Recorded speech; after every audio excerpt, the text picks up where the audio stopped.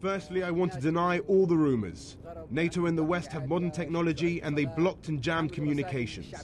They sent messages to the Libyan people through the Libyana network, I think. They stopped the state TV broadcast. They've created a media and electronic war to spread chaos and fear in Libya. They also smuggled saboteur gangs through the sea in civilian cars into the city to create a mess. You've seen how the Libyan people rose up together, men and women, to break the spine of the rebels, rats and gangs, yesterday and today. Now you'll tour the hotspots of Tripoli, so you can see the situation is good and everything is well. We want to reassure the world that the situation in Libya is excellent, thank God. We will go now for a tour of Tripoli in the areas where they claim there is fighting and battles. I think I'm joined now on the phone by Fox News producer Tadek Markovsky. Tadek, good to speak to you this morning. This is an amazing development, if it is true. Did you see him with your own eyes? I did, Hannah. Extraordinary scenes played out here at the Rixos not more than an hour ago.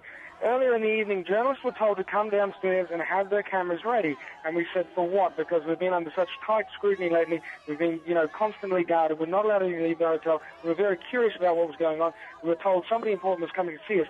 Then a convoy of cars arrived and promptly left again, and we didn't know what was going on, but one of the guards came in and said it was Saif al Islam. And we thought, well, that's a likely story, but unless we see him, we won't believe it. Then they came back to us and they said, give us one cameraman, give us one still photographer, we're going to take them to him. So we were still very skeptical, but those journalists came back and said, yes, it's him. But as they were coming back, they were dropped off by his convoy. He said, bring the others out, I want to speak to them. So I raced out, and there in the back of a four-wheel drive was Saif al Islam, the man who was supposed to have been arrested on Saturday evening by rebels. Now, it seemed extraordinary at the time that they would have captured him so quickly, given the amount of time that the Gaddafi regime has had to prepare for this fight and prepare hiding places and bolt holes. And I put my head through the door and I said, Saif al Islam, is your father here? Is he alive? Is he well? Is he still in Tripoli? And he said, yes, he is. We're all here. He said, we are winning. And he also said, we've lured the rebels into a trap and we've broken their back.